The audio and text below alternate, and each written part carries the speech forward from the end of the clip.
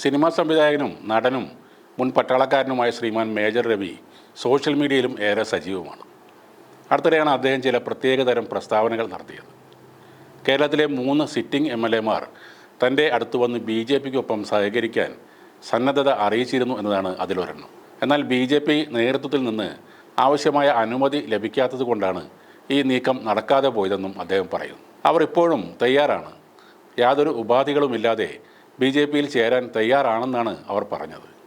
നിലവിലെ അവരുടെ പാർട്ടികളിൽ അവർ തൃപ്തരായിരിക്കില്ല എന്നും മേജർ രവി ഒരു ടെലിവിഷൻ ചാനലിനോട് പറഞ്ഞു. കോൺഗ്രസിൽ ആഭ്യന്തര കലാപമാണിപ്പോൾ നടക്കുന്നത്. കേരളത്തിൽ തെരഞ്ഞെടുപ്പുകളിൽ വിജയിക്കാൻ BJP ജനകീയ മുഖങ്ങളുള്ള ആളുകളെ മത്സരിപ്പിക്കണമെന്നും അദ്ദേഹം പറയുന്നുണ്ട്.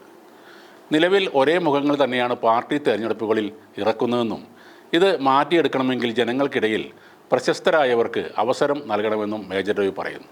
അതേപോലെ ശശി തരൂരിനെ കൂടെ നിർത്താൻ BJP തയ്യാറാവണമെന്നും മേജർ രവി പറഞ്ഞു. ശശി തരൂർ ബുദ്ധിജീവിയാണ്, ആഗോള ധാരണയുണ്ട്, ഐക്യരാഷ്ട്രസഭയുടെ ഉന്നത പദവിയിൽ ഇരുന്ന ഒരാളുമാണ്. ഒരു രാജ്യത്തെ എങ്ങനെ മുന്നോട്ട് കൊണ്ടുപോകാൻ കഴിയുമെന്ന ധാരണയുള്ള ആളാണ് അദ്ദേഹം. ജനങ്ങൾക്കിടയിൽ പ്രശസ്തനാണ്.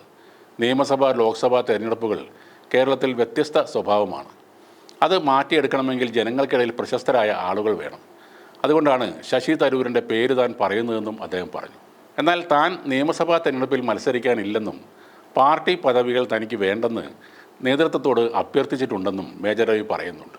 ഇദ്ദേഹം പറഞ്ഞ മറ്റൊരു കാര്യം മുംബൈയിൽ ഹോട്ടൽ ജീവിതത്തിനിടെ അധോലോക നായകൻ കരീം ലാലയുമായി ഏറ്റുമുട്ടേണ്ടി വന്നിട്ടുണ്ട് എന്നതാണ്.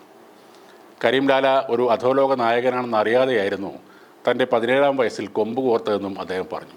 മുംബൈയിലെ ഏറ്റവും പഴയ മലയാളി കൂട്ടായ്മ ദാദർ നായർ സമാജത്തിൻ്റെ ശതാബ്ദി ആഘോഷ ചടങ്ങിൽ പങ്കെടുത്ത് സംസാരിക്കുകയായിരുന്നു മേജർ രവി.